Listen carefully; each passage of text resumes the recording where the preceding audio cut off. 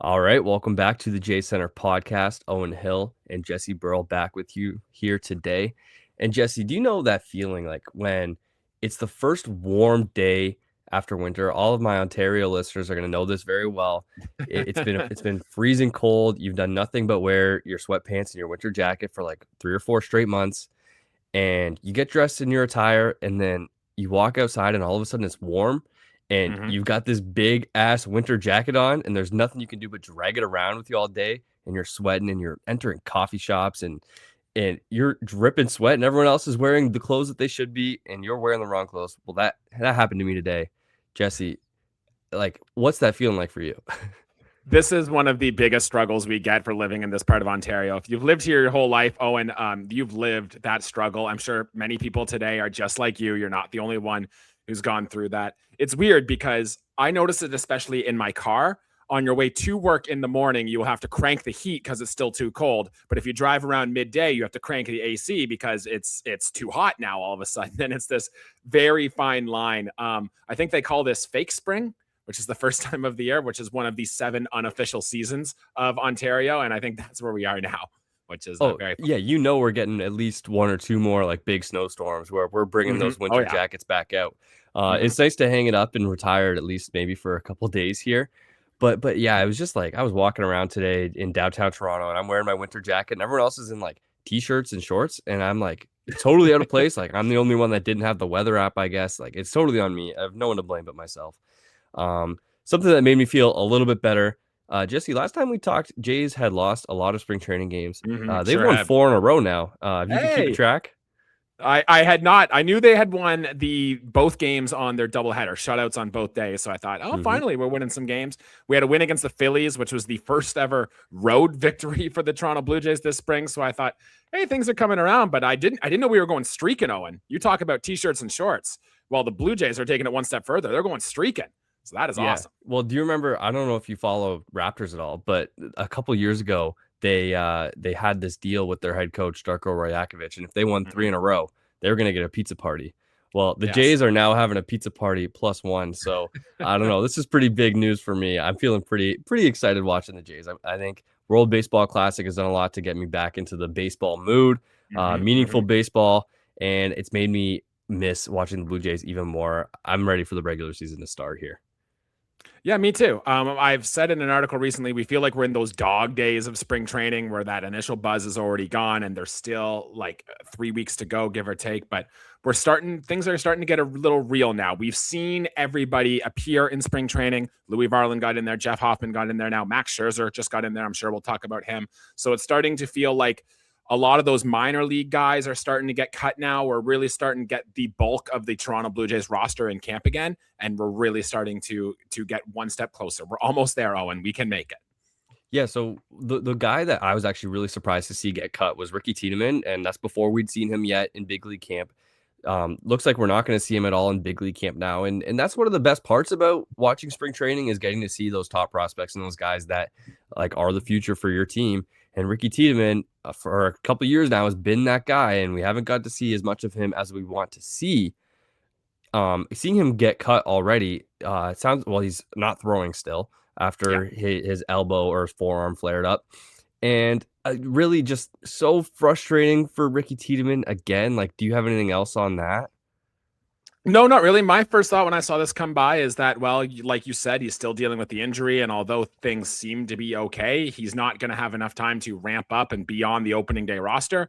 So if he's not going to have a shot on the opening day roster, you might as well just go out and do this, send him down there. The Blue Jays coaching staff and management team can still get a good look at him. So I don't really think too much about this. As a fan, though, Owen, yeah, it sucks because we wanted to see Ricky Tiedemann. He has some of the nastiest stuff. He's still one of these biggest question marks the Blue Jays have in camp. Like maybe, when we had Simon on, he said he can't quit Ricky Tiedemann. I'm sure there's lots of Blue Jays fans out there that are like that.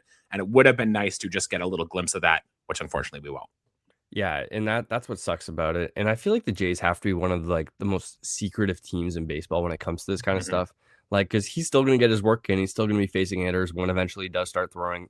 Nothing structural when he got that MRI done again. So like that's all good news. It's terrible news that he's got more arm pain and or discomfort. Like again, are we kidding me? Like how many times do we have to do the same thing with Ricky Tiedemann?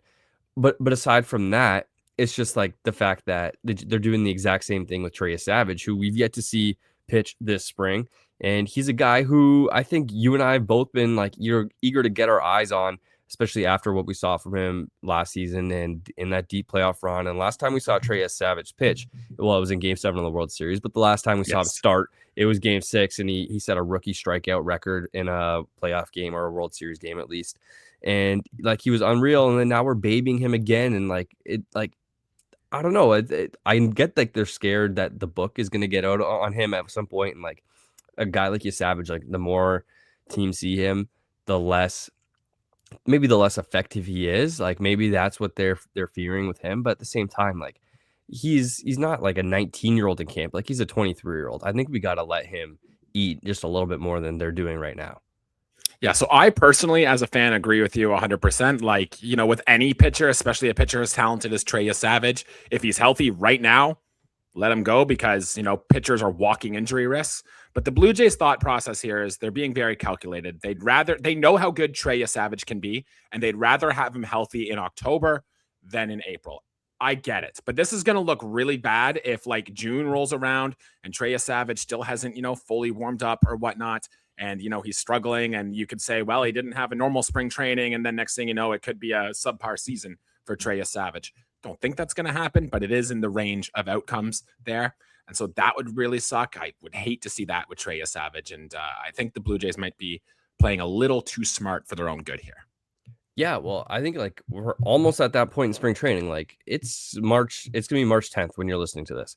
Okay. Like we're getting to the point where it's almost time for like conspiracies and like, is he hurt? Is something not going to plan with Trey Yesavage? Like it's genuinely like a little bit concerning the fact that we haven't even seen him like in a relief appearance, a 1-inning appearance. And like by all accounts, he's getting his work in behind the scenes. He's getting like throw days and live BP days. And like, he's doing his work, and we know that he's not going to be starting the season fully ramped up, which is fine. It's maybe not what you or I would have done with him if we employed Trey Yesavage in our fictional baseball team, right? But I think the fact that he's not doing anything in front of our eyes, and that's a little bit concerning. Like in last week when we talked, I was like, it's nothing. I'm not really worried about it. We'll see him when we see him.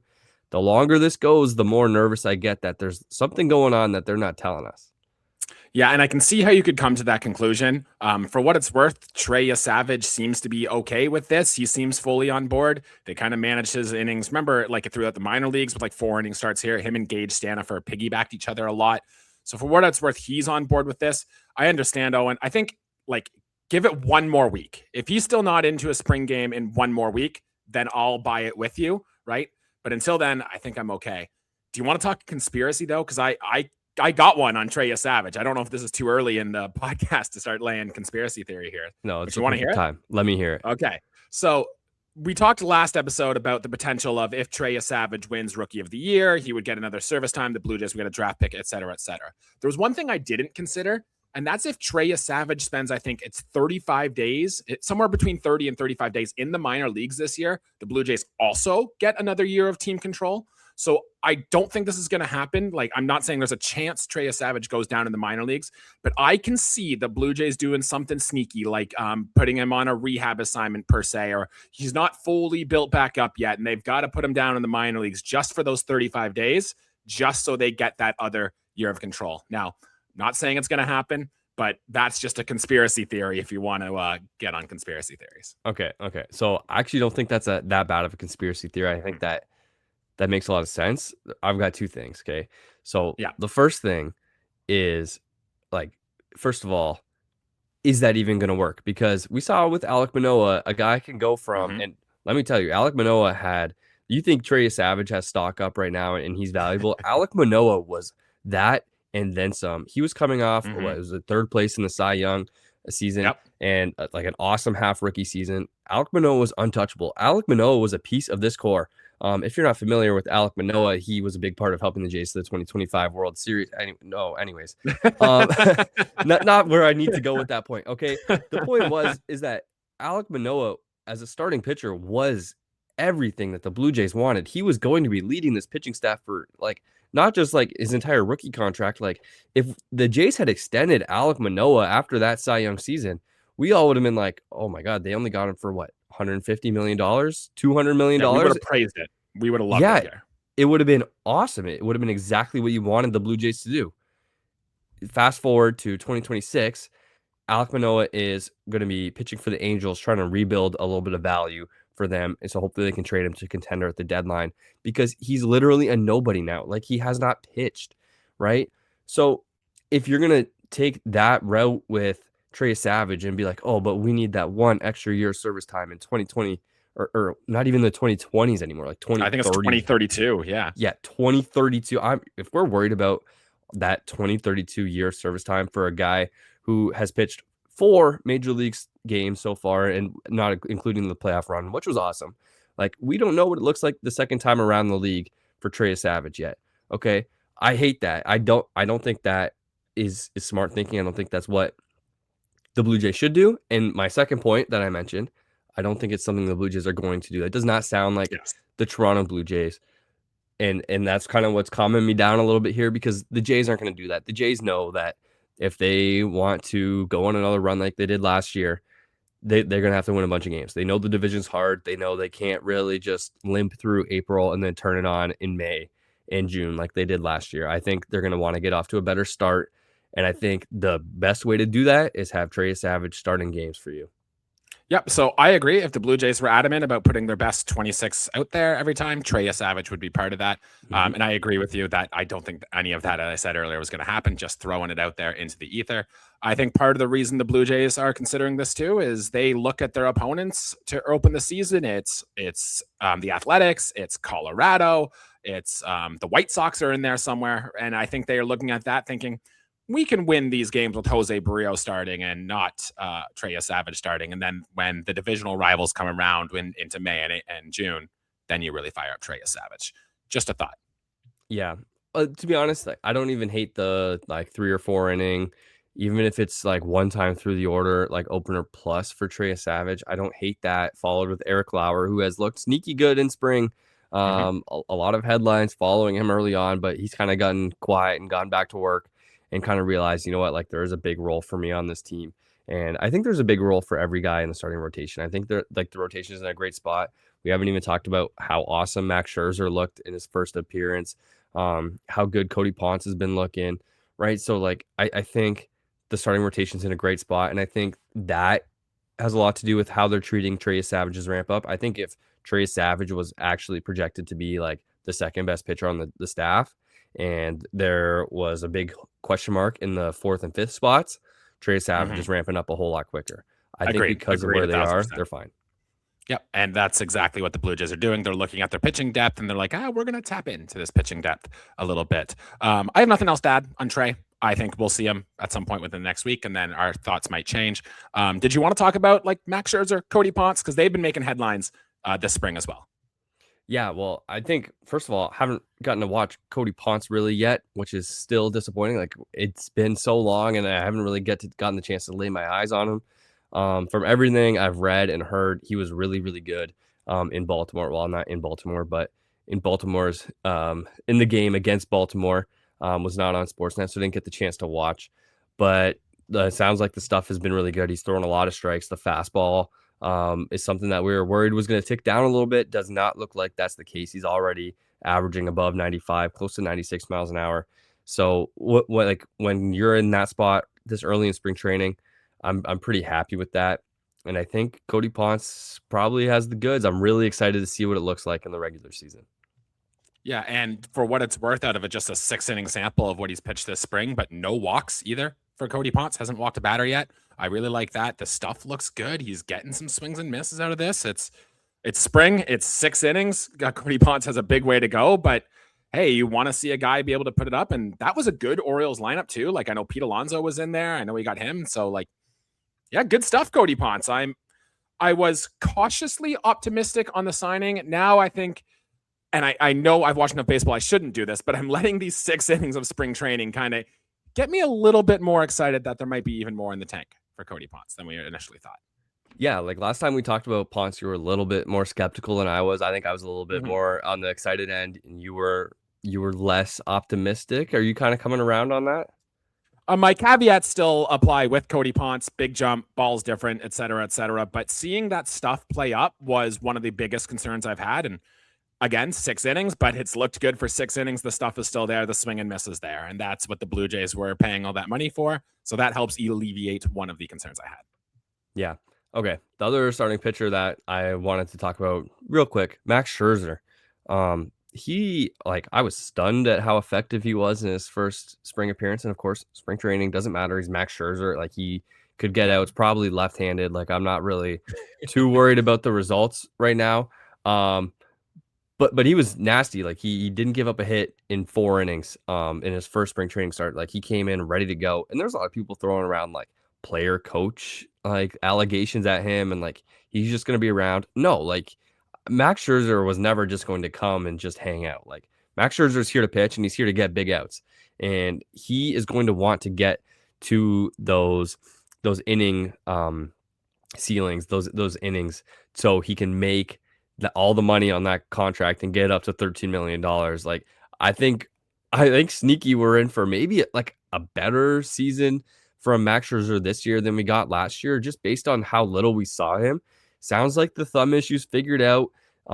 We haven't heard anything about it this spring. He's showing up healthy, which is a lot more than we can say for him last year. I really sneaky like what Max Scherzer has to offer right now.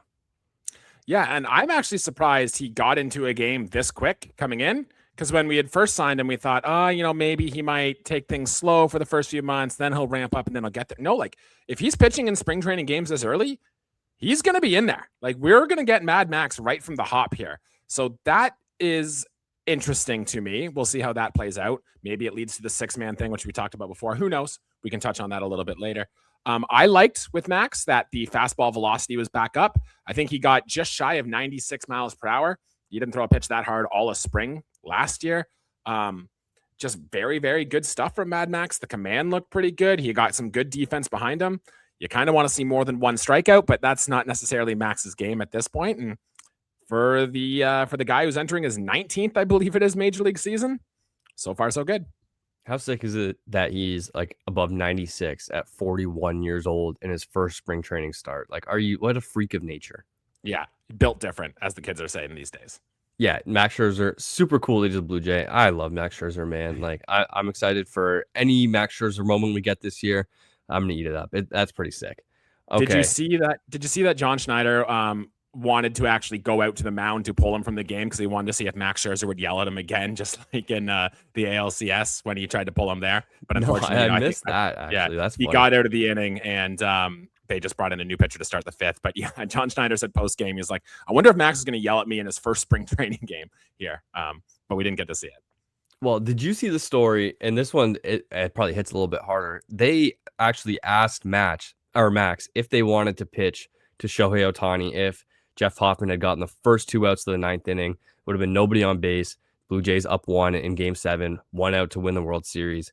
And John Schneider asked Max Scherzer if they should pitch to Shohei. Did you see that story? I didn't read it. I think I saw the headline or maybe a summary of it somewhere. Yeah, so I just thought that was really interesting. I mean, like, who's a better guy to ask? I think the decision they ended up making was that they actually were going to pitch to Ohtani. Maybe not like as important to relive that moment right now, but I think that's just like super interesting from a manager, and I think that kind of tells you a lot about what like Max Scherzer meant to that team last year, and I think what he means to John Schneider, like as a young coach. Like, he hasn't been doing it for as long as we think. He's been around for like 4 years now. But I think like that shows a lot about what John Schneider thinks of Max Scherzer, how much respect he has for him, and how much respect Scherzer has for Schneider as well. Yeah, and part of the big reason the Blue Jays were so good last year is we talked a lot about what's in the clubhouse, and Max Scherzer was a very key part of that. So always good to keep that bond together. Yeah, man. Okay, Louis Varland. Yes. So last time we talked, it was Yesavage and it was Varland, who we hadn't seen yet, and we were kind of like, what's going on here? We got to get our eyes on him, and it was not pretty. You concerned at all? Obviously, 1 spring training inning. I'm not, but what do you think? Yeah, all usual spring training caveats apply with Louis Varland. I do want to throw out, though, like, we're penciling Varland in as the back end, like, non-closer reliever with Rogers. It's going to be the 2 of them back in there. And, for as good as he was in Minnesota, his ERA was just south of 5 for his time in the Blue Jays. And yeah, he pitched a ton of innings for us in the postseason. He also gave up a lot of home runs, did Louis Varland. And the fact that he gave up a big home run here in his first spring training game also kind of makes me feel a little cautious. The stuff is good, but it's also quite hittable. And that's a mystery to me that I don't know how that keeps happening. So I would love to see more of an adjustment for Louis Varland. But the problem is because he pitched so much into the postseason last year that he's not getting much time this spring to really make some changes and make some adjustments. So we will see. I'm a little concerned about Louis Varland. He's still going to be a major league reliever, but I think he's going to have those ups and downs. And there will be a game or two, probably even early in the season, that Louis Varland blows for us. And we'll start having that question. Yeah, the stuff was down. Like the four seam was down a mile and a half. Yeah. I think that the curveball was down even more than that. Like, I'm not really too concerned. I mean, you go from pitching in the World Series every single day to doing straight up nothing all off season, and then like a afternoon game at TD Ballpark, or not even TD Ballpark, the Atlanta Braves facility. But stay cool. Stay cool field is what it's called. I cannot believe that you know that. That's insane. But you go from that to like that type of environment. Yeah, like the adrenaline is just not going to be there. A lot of guys, I think Louis Varland is one of those guys. Like, he's an adrenaline guy. You talked about the stuff and how it's good but hittable. He throws so many strikes, right? Like, yes. So when hitters know you're going to be in the zone that often, and that's what you want out of reliever. You don't want a guy that's going to come in and walk people. But at the same time, like, the threat of being able to walk someone sometimes lets guys get away with stuff in the zone more often, because like hitters don't think that they have to swing every time. With Varland, like, they know that if they swing the bat, they got a good chance to be swinging at a strike. And his fastball, well, it's 100 miles an hour. It does not get great induced vertical break. It's not like one of those elite like rising fastballs like Max Scherzer had his whole career, for example. So that's why it doesn't miss as many bats as you'd like to see. Doesn't get as much swing and miss. That's why he gives up a lot of fly balls and home runs when he does give up those fly balls. So yeah, I think the starting stuff is pretty dead with Varland, which thank God. And I'm not at all concerned about him coming into the season. I think as soon as the regular season picks up, the adrenaline comes in, he'll be fine. Sure, and that's very much the most likely answer here. I really like the point about strike throwing, because Tyler Rogers throws a ton of strikes too, but it's they throw different. Like when he throws them in the zone, they're not going to make good contact with it. When Varland throws it in the zone, there is going to be good contact. So it's wild after watching like Brendan Little for all these years that we're saying, hey, maybe you should throw less pitches in the strike zone. But for a guy like Varland, I think it would work. You hit the nail on the head there. Yeah, I don't mind that. And you mentioned Rogers. How cool is it that he's just already on his like big league schedule? He's got 6 appearances already this spring. He's just like an inning every time. He's gonna be due for at least one tapper right back to him. Like, I don't know how I'm not sure I've ever seen a pitcher get that much, like, not just weak contact, but like just absolute numbers. Like, I don't know how, like, I could not do that if I tried to like just top a ball right back to the pitcher every single time. And Rogers is just money for that. He's been a ton of fun to watch this spring. And yeah, I really like what I've seen from Tyler Rogers. Yeah, I was listening to an interview with him today, and like him throwing 6 innings is on purpose. Actually, he says like, no, I need to get in there all the time. And I saw some report, maybe I heard it on a podcast, about the Blue Jays are very good defensively. They line up their defense around him specifically. And they came to Rogers and they were like, we want to line up our defenders this way based on your batted balls and stuff. And he's basically like, no, I feel better when our defense is lined up like this or a certain way, which I can't explain it because I haven't seen it yet. But apparently the Blue Jays listened to Rogers and they said, yeah, okay, we'll line up the defense the way you want. So I like that the Blue Jays are giving him leeway or say on how the defense lines up behind him. See, that's putting a lot of faith in a guy. And I don't know, pitchers are weird. So I don't know if I love that, to be honest. I think I'd like to see the Blue Jays do what they want to do. They have all the data. Rogers, I don't know for sure, but I have a hard time seeing him poring over his batted ball data and like where the balls are going when they're hit hard versus hit soft and whatnot. So maybe I would prefer the Blue Jays to listen to themselves. At the same time, I don't mind them putting a trust in a guy that they gave a whole bunch of money to. Like, they paid Rogers like the elite reliever that he is. They did not get a discount because he throws funny. Okay, so hey, if you trust him to do that, I don't mind it. Again, if the results aren't great early on, I'd like to see the Jays do their own thing though. Sounds like an article idea. Maybe I'll put that on the burner and explore that early in the season. Yeah, Rogers. I'd read that. Okay, great. Perfect. All right, what's next? Yeah, Addison Barger. Oh, love him. He's hitting lefties, eh? He's been Mm-hmm. pretty good. He had 2 hits off a lefty, including like just an absolutely towering oppo grand slam. Hit it off the scoreboard at TD Ballpark. Is that something, or is that just some spring training noise? This has got to be something, right? Lefty on lefty. The Blue Jays have actually been doing this a lot with their left-handed hitters this spring. I think I mentioned last episode, Jesus Sanchez was facing a lot of lefties. Mhm. Dalton Varsho was facing a lot of lefties. Now Addison Barger is facing a lot of lefties. I've seen enough because not only did he hit that massive home run, he also had a couple more hits against the lefty too. One of them, I think he was down 0-2, came all the way back, and then ripped another hit off of it. Like, I'm getting to the point now where you might look at Addison Barger playing every day, no matter who's in there, right? Because the arm's going to be so good in right field no matter what. And he's got enough game-changing power that I think, yeah, he might not be as good against lefties, but he's going to be better than maybe some of your other options. And I think it's worth a look, giving Addison Barger every day at bats against the lefty. Yeah, I think if you don't have to platoon Barger, I think that opens up a lot. He's a guy that I think like did wear down towards the end of the season once he was playing closer to every day, like the results. And part of that is definitely going to be like the league made an adjustment to him. They've figured out that he didn't see spin as well, and they gave him a lot of spin.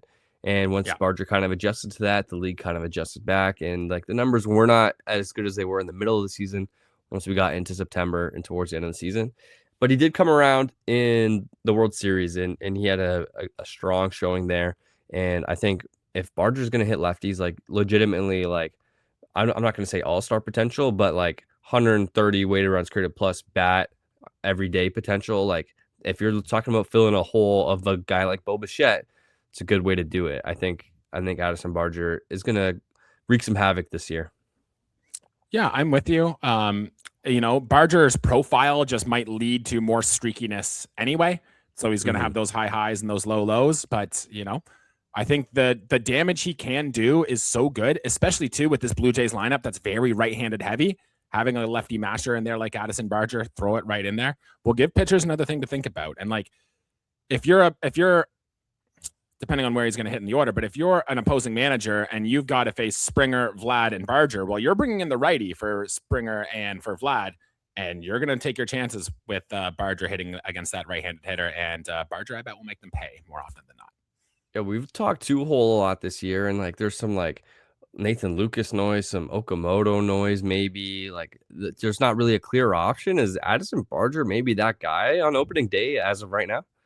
Yeah, I'm not a big lineup construction guy because to me the lineup really only matters in the top of the first inning, and then from that point on, it's kind of random. But I am a believer of giving your best hitters the most at bats over the course of the season. So I'd do it probably unconventionally. I'd probably put like Vlad lead off, and I'd put like Springer too or whatnot. I know that wouldn't happen if I was playing MLB The Show, though. That's absolutely what I would be doing. But yeah, I think just put your best hitters up there. So if you think Barger's one of your best 4 hitters, put him in the top 4 spot in the lineup. Okay, so it's funny that you say that you're not a big lineup guy. I am kind of a big lineup guy. I think it matters more than we give it credit for, and I think we might get into this with some Canada talk later on. But Sure. But I think having like not even just like platoon splits, but guys that need to get pitched to differently in different or like back to back to back. So Springer's a guy that you're going to want a righty for. Barger's a guy that you're going to want a lefty for. And then Vlad's a guy that you're going to want a righty for. I think I really like having Barger splitting that up. And that's why Nathan Lucas worked in that spot very, very, very well, because he's a guy that makes a lot of contact, hits velocity well, and did a good job of splitting up George and Vlad. It's why maybe I look at Jesus Sanchez and I'm like, maybe it doesn't work that well because there's a lot of swing and miss in that profile. Even if he's going to mash righties, I don't want a guy that's going to be swinging and missing right in front of my best hitter and Vlad. You know what I mean? So if Barger, all that to say, is going to be a threat against lefties, I think that makes it very, very. I think that makes it very easy to keep him higher in that order, and like you're not worried about pinch hitting for him later in a game. You know what I mean? Yeah, and I agree very much with the don't stack 4 lefties together because that makes things very easy for an opposing manager. But in terms of like whether it's Varsho in the 2-hole or Barger in the 2-hole, I don't really think it matters too much there. You're not going to put Andres Jimenez in the 2-hole though.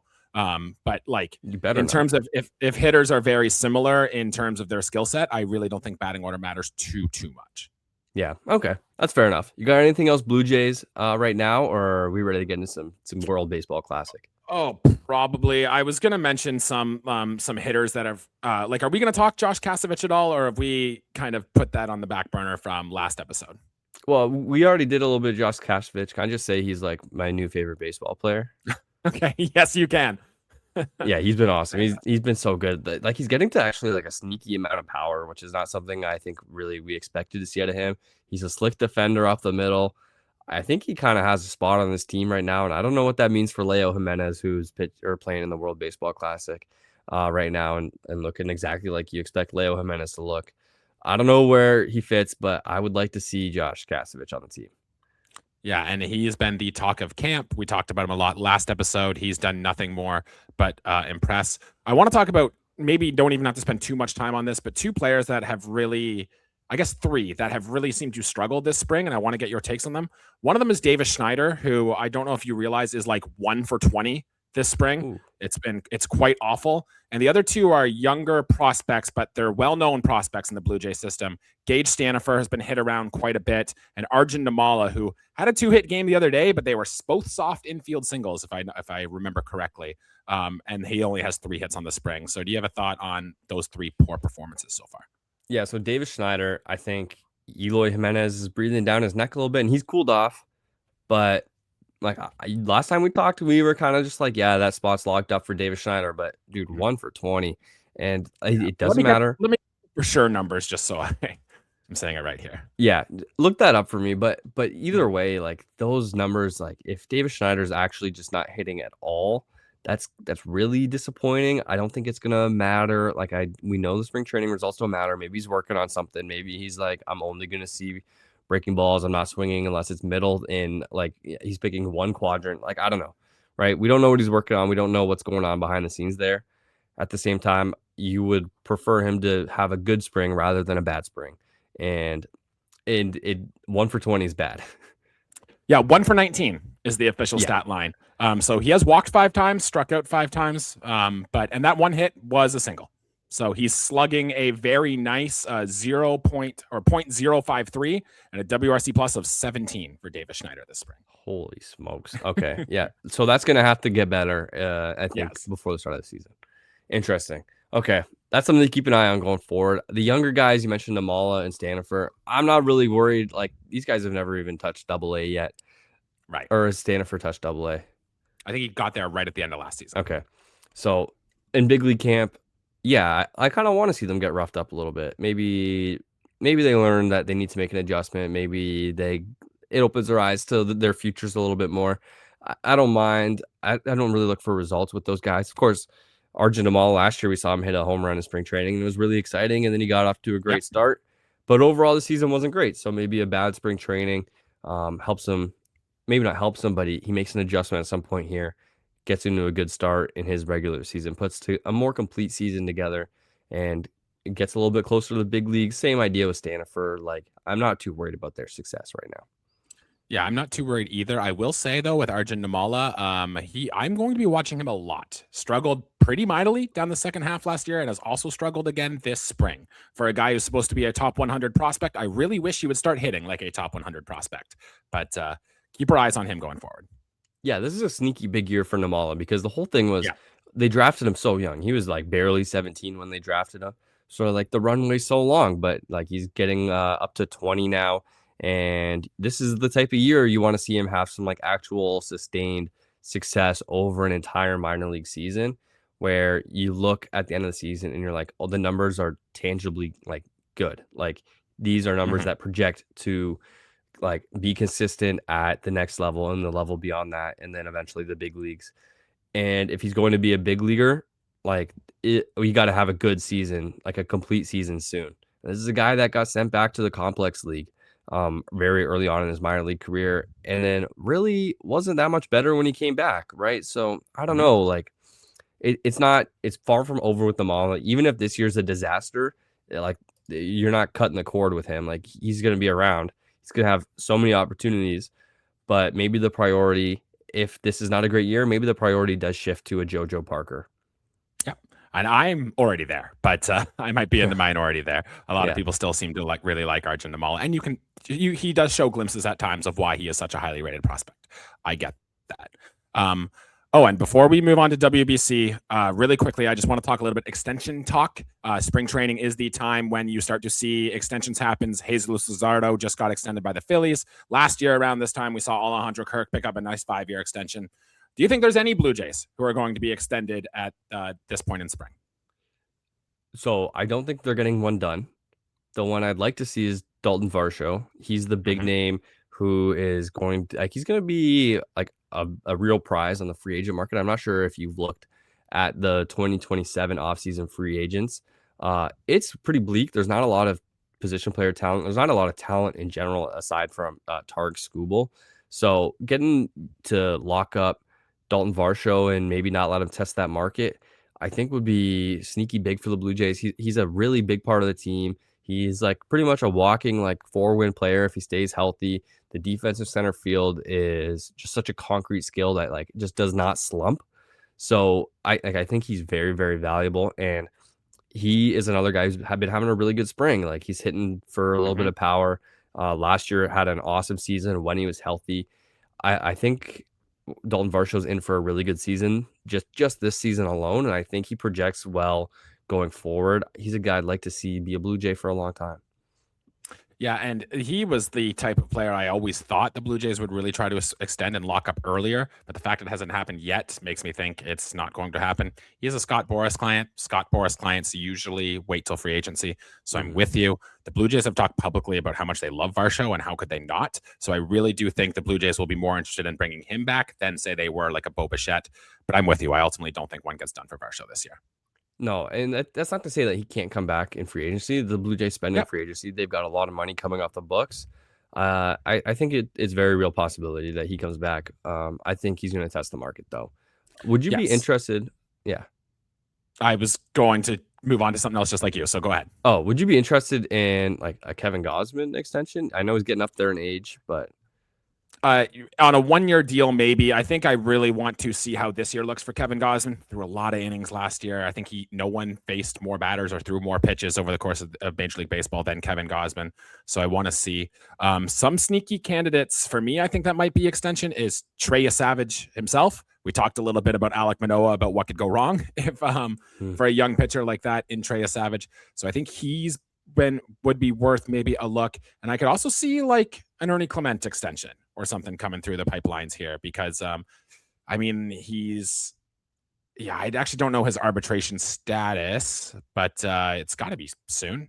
Yeah, he's got 3.1 years of service time, so maybe they look to lock him up for a little while and guys like that. But other than that, I don't see a ton of extension candidates here on the roster. Yeah, no, and that's the team that, yeah, like unless you're looking at like a Shane Bieber, who's a guy that's a free agent, just picked up his option. Good call. He's not healthy right now. Like, I don't think he's gonna be interested. I think Shane Bieber is gonna want to pitch and prove he's healthy before he extends. And I think I'm okay on extending Trey Yesavage. I like letting these guys like earn their way through arbitration and then extending them in their last year or letting them test the free agent market and then bringing them back. I don't mind that. Yeah, I'm with you there. And like I said, I don't see a lot else. Everyone's already here for a long time or they're likely to hit free agency anyway. So I'm with you on that, my guy. Let's move on. Alrighty. Canada talk. World Baseball Classic. Have you watched a lot yet or no? I've been able to watch bits and pieces of both. Unfortunately, my life doesn't let me just sit in front of TV for hours and watch baseball all day. I really wish it would. This would be a great time of year to have that. But I followed along. I know what's been happening. That loss to Panama, Owen, got wrenched. Pretty sure I said a word I can't repeat on this podcast after Jacob Young struck out at the end there. That was tough. Good news is Canada got some breaks, so their situation isn't over, but they've got to play well now against Puerto Rico and Cuba, and playing well isn't necessarily something Canada has done so far this tournament. Yeah, no, they've looked actually like sneaky, really bad. They beat Colombia 8-2 in their opening game, and it was kind of like this game does not feel like it should be 8-2 at any point. Like the at-bats really weren't great. They weren't really pitching well. Like there was traffic on the bases all day. And then they kind of like had the exact same feel to the game against Panama. Started in a rain delay, kind of sleepy. Like anything Yeah. good happens for Canada, and like nobody really celebrates. Like I'm watching the Dominican Republic, and like their guys are flying out to center field, and like they're making Juan Soto do push-ups in the dugout afterwards. Like, like I think they're having just so much more fun than our guys are. And it's kind of like it's not depressing, but it's just like why can our guys not have fun like that? Like Casey hits a homer, and all we get is like a little bit of swearing on the hot mic, and like there's no home run jacket, there's no home run celebration. And I know that's not the important part about baseball. The important part is about winning the games. The Americans aren't doing any of that, and they're having no trouble shellacking teams, right? So it's not just about that, but it's the overall feel of the team right now is like very quiet.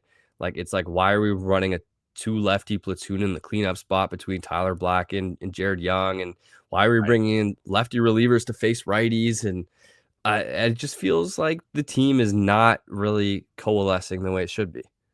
Yeah, the team has talent, and that's what we were saying a lot going into this World Baseball Classic. But it does feel like we're not getting everything we can out of the talent. Like Owen Casey looks great. He's hit a home run. He had a big double in the game last night. I think he's hitting 8th in our order. And if you were to like rank them all with like who is the best talent on the team, like Owen Casey's one of the best 4 or 5 hitters on this team. Like he should be hitting up there. And just some question marks. Denzel Clark in center field is like. You look at any of the StatCast stuff, he looks very good in center. He might be the best defensive center fielder. I will say there have been times he's run like awfully close to some of our middle infielders, and he's like I thought looked a little shaky out there. Even his one hit he had was kind of just soft. Like I don't know, man. I want to see a little bit more from this Team Canada team. Yeah, well, and it's not even like just like pointing fingers at a couple guys. Like Edouard Julien's looked awful in the leadoff spot. Yeah. He hasn't done a thing. Tyler O'Neill's like picked up a few walks, but like he's striking out looking with guys in scoring position late in games, and he's got 1 hit. Like the Nailers have actually sneaky been pretty good, but like Bo's hitting 7th and Josh is hitting 2nd. Like they're so far separated from each other in the lineup, it doesn't really matter. Like Abraham Toro's been good, but like Otto Lopez in front of him has done nothing. Like I don't know, and like the pitching's been like left a lot to be desired. It's just kind of meh, which is disappointing. Yeah, and I really thought that game against Panama last night, when the guy was even saying like Panama used a lot of their pitchers, their better pitchers in the first 2 games, which meant they weren't able to pitch against Canada. And I thought, well, Canada's strength should be the use of their bullpen, and it just wasn't. Like too many walks coming out of that pen, and that's the thing too in a tournament like this where the talent level is very varied. You get the elite teams, and then you get some pretty bad teams. Being able to keep guys off the bases by not walking them, I think, are going to be how you play over your weight. And Canada's just getting too many walks out of their starting pitching staff right now. And that will have to get better over these next 2 games against Puerto Rico and Cuba if we have a chance to advance. Yeah, and that's the best thing is Panama beat you and then helped you out by beating Colombia. So if you beat the team that wins tonight, you're going to know who it is when you're listening to this. But Puerto Rico and Cuba are playing tonight at 7:00. And if the Team Canada beats the winner of that game, they're going to move on. And they're going to get the chance, the first time moving on into the knockout round, into the quarterfinals, something that they've never done in a World Baseball Classic. And that's the goal heading into the tournament. Okay, so the dream's not dead. You got to put together 1 or 2 more really good games here, and you'll be all right. And we can put this conversation to bed. At the same time, you mentioned the use of Panama's bullpen, how the bullpen was kind of fried coming into that game with Canada. And like they can barely get into the bullpen, and when they do get into it, they're like making 1-pitch outs, and like the at bats are just not good enough from an offense that like you left guys behind in the bullpen, like, and we could get into that if you want, but like you brought all the hitters, and like the lineup probably looks better than it's ever looked, top to bottom for Team Canada. You got big leaguers up and down, but we're running like AAA guys in the cleanup spot. Like for some reason, and you mentioned it, your 4th or 5th best hitter, Casey's hitting 8th for some reason. Like I don't know. It feels like maybe it's like time for Ernie Witt to retire, but bring in Rob Thompson. Like you got a Canadian guy who's managing the Phillies. He's got tons of success in the big leagues. Like I'm sorry, Ernie, like you've been a legend for the Canadian baseball program, but I agree. It's bringing some fresh blood here. Yeah, I don't know. I feel like it's been a disappointing World Baseball Classic through 2 games, and there's lots of time to flip the script. But you lose to either Puerto Rico or Cuba, whichever wins tonight, and it's yet another disappointment at the World Baseball Classic for Team Canada. which sucks, man. I was really excited to see them play, and they've looked very meh, which I think is maybe not the best analysis, but it's how I can put it right now. You know what would make them look a lot better is like if they brought Cade Smith and Matt Brash and Eric Sabrowski, and I know Jordan Romano's talked about preferring to pitch for Team Italy over Team Canada, but like you brought him, Nick Pivetta, like could pitch some bulk for you. Like, I don't know. Yeah, Jonah Tong too, who's one of those big Mets prospects who's really good. Like you could have had all these guys. Honestly, like get Joey Votto. I'm sure he could still do it. Put him in a Canada uniform or whatever. Justin Morneau and Russell Martin are right there. I'm sure they're watching this thinking, well, we could probably hit these things, right? Just a correction, Owen. I think Canada has to beat the loser of the games tonight. So hypothetically, if Puerto Rico wins, then it does not matter what Canada does against Puerto Rico tomorrow. They just have to beat Cuba and they're in. So same with vice versa. That makes but sense. knowing how Team Canada like plays this, like watch this. Puerto Rico will win tonight. Then Canada will go in tomorrow night or tonight when you're listening to this, and they'll stun them. They'll beat Puerto Rico, and then they'll lose to Cuba and still won't be around in the next round, knowing just how this thing tends to play out. So we'll see. The good news is, though, Owen, for Team Canada, like we haven't seen them play at their best yet. They haven't clicked yet, which in a short tournament, you kind of want to see them click, but if you're an optimist and you're looking for something to get behind this Team Canada for, it's the fact they haven't played their best yet, and maybe they will do that when they move on here. Yeah, well, one of my favorite parts about the World Baseball Classic is that it's just like played like not the way baseball is supposed to be played. Baseball, the entire point is massive sample sizes. It's why you see them play 162 every regular season. It's why the series in the playoffs that matter are 7 games. Like you want to see huge sample sizes. That's how you know what you got. And it takes a long time for stats to regulate and get to where they should be. Playing like a 4-game round robin against 4 other teams and then a 1-game elimination like quarterfinal, semifinal, final. That's just not how baseball is supposed to be played. But it means anybody could beat anybody on any given night. You can look like the worst team in the world on one day and then the best team the next. And it gives you, there's not a lot of time to get it right, but at the same time, there is a lot. Well, if you get it wrong early, you can fix it real quick. And if you fix it, you kill the narrative very, very quickly.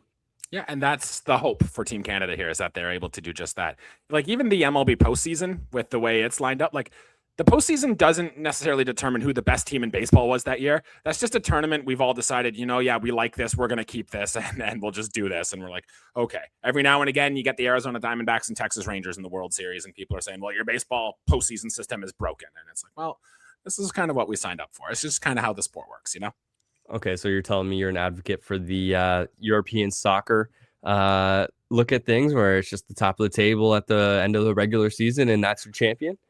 That's kind of boring. Like, the season can be decided by by July and we don't want that, right? Mm-hmm. I will say though, if we're going to take some European soccer stuff and want to get crazy, like this will never happen, but let's relegate some teams. Like, sorry, Colorado, you've been terrible for forever. You're going to go play in the Pacific Coast League now. We're going to call it the Montgomery Biscuits and see if they've got a chance here to strike it in the big leagues. Like, I know it can't happen for several reasons, but if you want to get creative, there's that.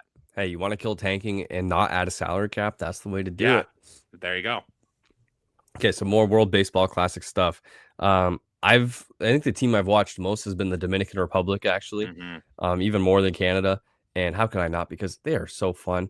Like the amount of home run celebrations they have is like at the point where it's like a little bit goofy and obnoxious. Like they've got their own home run jacket. They've got like some weird dumbbell looking thing. They've got chains. They've got like multiple Dominican Republic chains that the guy who hits a home run gets to wear. Junior Camaro's acting like he not only won Game 7 of the World Series, like saved the human race from extinction with every single home run he hits. He gets hit by a pitch and he's down for the count. Like the crowd is quiet. Like you think Junior Caminero might have died on the field, and he gets up and he's, let's go. He's celebrating, hands in the air. The crowd's going wild. Like it's scenes you've like never seen before. It's like genuinely like a Dominican Winter League clip for an entire game in a big league stadium with a big league crowd, with just like the coolest roster you've ever seen, like Fernando Tatis and Juan Soto and Vladimir Guerrero Jr. and Ketel Marte and like Julio Rodriguez is hitting like 7th. It's the best. They're so cool. Not to mention that like Vladimir Guerrero Jr. is like still like probably the best hitter in the world right now. Like he's 3 for 8 with a homer. He's got cashed 6 RBIs. He's looked so freaking good, man. Mashing. Exit velocities are way up with Vlad in this WBC. I think was it you who told me this last episode that Vlad seems to play the best when like the stakes are on the line and he's got some fire under his belt. Well, he's got that right now, so that is fantastic. Dominican is my pick to win this tournament. I understand their pitching maybe needs some help, but like the vibes are incredible. There's so much talent on this team, Owen. Like say what you want about the Japanese team or the American teams, but like, yeah, the Dominican are my pick to win. And honestly, I think they're the most fun team in the tournament. So with you. Well, there. yeah, they're by far the most fun team in the tournament. I have not got the chance to get my eyes on Team Japan yet, which is something I'm going to have to do once we get into the knockout rounds here. Fortunately, I'm not waking up at these ridiculous times to watch the Team Japan play. I work nights, man. So like those games that are on at like 3 a.m, they're treats for me. I love them. Man. Okay, so how's Japan looking?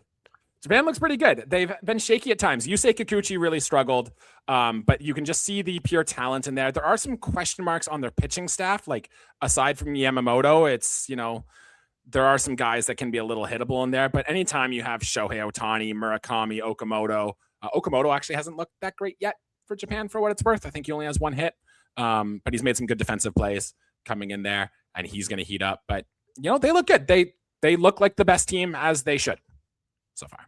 Yeah, and I think Team Japan is a lot of fun. I think like just their baseball culture over there, it's interesting to me like how something can be the same but so different.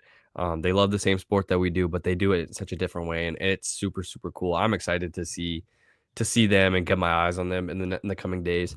Yeah, seeing Okamoto struggle a little bit, I don't love that, but hey, what are you gonna do? It's such a small sample size early on. I don't mind him saving a couple hits for the regular season. That's exactly. He was good in camp before he left for Japan, so no harm, no foul there. Yeah, man. And you're talking Dominican Republic versus Team USA. Like that's gonna be first of all must see TV. And you see like a guy like Targ Skubal, he's got his like 4 innings in for Team USA, and he's like, all right, I'm back to Tigers camp. Like I don't know, like maybe some chinks in the armor for Team USA. Like they might be gettable. Obviously, I think Team USA is going to be the favorite even without Skubal, but I would really love to see the Dominicans get after them and beat them. Yeah, like the way their schedule lines up, if they do make it to the championship game, it'll be Nolan McLean in the final. And like, look, great 8 starts down the stretch for the Mets last year. I was going to say to help them get in the postseason, but no, the Mets are going to Mets. But he was he's good, but he's not like the top of the top. He can be gettable, and that might be the reason if the Americans don't ultimately win this. Part of the reason why. Yeah. One more point on the Dominican team in the World Baseball Classic. My favorite part about this entire thing is watching Austin Wells just be like, just not a person from the Dominican Republic. He's just straight up not. Like he was born in like Arizona and like grew up in the States. Like he went to Arizona State. Like he is just not a guy who's from the Dominican Republic, but he's playing on this team and he does not fit in at all. He pimped a 3-run homer. Like it was just an absolute bomb. Did not celebrate once. The guys are trying to celebrate with him. Like he barely got the home run jacket on. Right, reminded me of Bo Bichette, where he would barely put on the jacket. You know what I mean? And it's really funny to see the contrast. And hey man, Austin Wells. We know we hate the Yankees around here, but I can say like pretty comfortably he's a really good player, good defender behind the plate, pretty sick hitter as far as catchers go. And watching him with that team it's been funny for me. Yeah, you don't see many like pure like just a pale skinned people with massive mustaches in the Dominican Republic like Austin Wells has. I agree, and they have Augustine Ramirez right there. Like put him in as the catcher and go in all the time and whatnot. But he's a Yankee dude. He can't wear the jacket. That's a Blue Jays thing. We're the rival. It's must hurt him a little bit. I hope Vladdy's giving him like just some playful jabs in there, just reminding him that, hey, you're a Yankee, just a little bit of competitive edge there to get in his head. Yeah, I'm pretty confident. I have one more World Baseball Classic question for you, and then we'll get to this game. But all right, hit me. Would you rock an Ernie Clement Team USA jersey? Because I know that's very sacrilege as Canadians, but Ernie Clement's maybe the coolest person ever. I think that jersey might go like triple platinum. If I was going to wear anybody's, it might be Ernie Clement, but No, I've got more Canadian baseball jerseys I'd want to get. If anything, I'd probably be more likely to get like a Kikuchi Japan jersey instead or something before I rock an American World Baseball Classic jersey. Just not for me. I have enough jerseys. I agree. I think the Japan jerseys are super cool too. Like I would love even an Okamoto like Japan jersey, the white with the pinstripes, super cool. Yeah. Okay. And on the talk of jerseys, Canada's kind of suck. Like they're kind of bad. Did we talk about this before? We might have. Yeah. I don't know if we talked about it live, but yeah, they're boring. I don't know. I want to like they don't wear red. I want to see them wear the actual red. Yeah, me too. Maybe they will in one of these next 2 games, but they haven't yet, and don't love that. Yeah, don't love it. All right, on. I have a little bit to wrap up the podcast here, just to kind of put a wrap on how things have been going on spring training and to tune how much you and the listeners at home have really been paying attention to what is happening in spring. I'm going to name a stat, and you are going to tell me which Blue Jay leads spring in said stats. Now, obviously, there's not enough guys to qualify here, so qualifications are going to be very low. Some of them might be a little easier than others, but I want to see if you and the people listening can get it. Got it? Okay, let's do this. Okay, we'll start off the first one. And this one might be a little easy, but who leads the Blue Jays in home runs this spring? Addison Barger. Addison Barger. He's got 2. No other Blue Jay, though, has more than 1 home run. So you're 1 for 1, Owen. So with that, Addison Barger leads the team in RBIs, but can you name who's second in spring and RBIs this spring? Dalton Varsho. No, Dalton Varsho is not even in the top 10. He's down there. Would you like another guess or would you like to give it to you? Give me one more guess. Is it going to be... Yeah. Oh, no, just give it to me. I don't know. Nathan Lucas with 6 RBIs. Oh, my God. So, okay. Yeah. That was gettable. He had a 3-run homer. I should... Yeah. Okay. That was gettable. Yes. Stolen bases. Oh, my God. Didn't George Springer steal one? George Springer stole 1, but the leader on the team, actually, George Springer has not stole 1. Oh. Blue Jays have 10 guys with a stolen base and 2 players with 2. Name one of the 2 who have 2. Josh Yesavage. Hey, yes, you got it. Yeah? Josh Yesavage was one of the 2. The other person is also leading the Blue Jays in batting average this spring. Now, this one I will put a qualification on. It's at least 10 plate appearances, and this player has had more than 20. More than 20. They've had more than 20 plate appearances this spring. Well, he's played a lot this spring. Oh, okay. Is it Eloy? It's not Eloy. Eloy is 15th. He's hitting 321 right now. Oh, okay. It's going to be Jesus Sanchez? Nope. He's even lower than that. Ernie Clement is hitting 500, by the way. He is second on this list. Oh. But number 1 is Rafael Lantigua. Oh, and Owen, have you paid attention to what Rafael Lantigua has been doing this spring? No, not even a little bit. Okay, he's hitting 526. He's tied with the team lead with 2 stolen bases. He's walked 4 times, only struck out twice. He has an on-base percentage, if I can just pull it up here, of 609. Jesus. He is getting on base 60% of the time this spring. It was a guy who was in the minor league camp for quite a while and then went to the Phillies and came back this year. 28 years old, doesn't have a ton of major league experience, but caught my attention anytime you're on base 60% of the time. Yeah, I'm going to have to start paying attention to that. I feel like I've just disrespected him not knowing that because those are some pretty impressive numbers. Mm-hmm. I remember when they were interviewing Davis Schneider, Lantigua was up. He had a base hit up the middle, which he's been doing a lot of this spring. And Davis Schneider goes, "Oh, nice swing." So he's got Davis Schneider's attention. And at least there's that.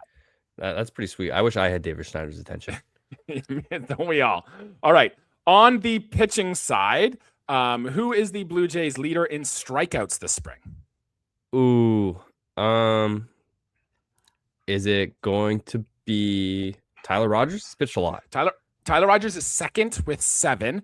This player is a reliever. He's only pitched 5 innings, and he's leading the team in strikeouts this spring. 5 innings, at least 8 strikeouts. Who else could it be? I'm trying to think. Is it going to be it could be a Bastardo, Angel Bastardo? It's close, but not him. Spencer Miles? Spencer Miles is All leading right. the Blue Jays in spring training. He's got 8 strikeouts. The other people with 7 are Jose Barrios and Connor Siebold. Both have 7. Oh, okay. So how many walks does Spencer Miles have? Just out of my own great curiosity. Great question. So he is second on the team in walks as well, tied with Jose Barrios, but he is not the leader in walks this spring. Would you like to take a guess on who that is? A starter or a reliever?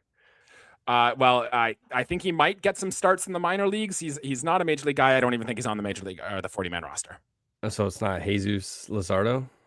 Well, Jesus Luzardo's in Philadelphia, but or not Jesus Luzardo. Luzardo Estrada, I mean. Yeah, no, not him. Yeah. Who is it? You got to give it to me. CJ Van Eyck has walked 7 batters so far this spring, compared to the next highest being 4. And I'm going to try to find, one more. CJ Van Eyck, like second round pick. Yeah, 2. Yikes.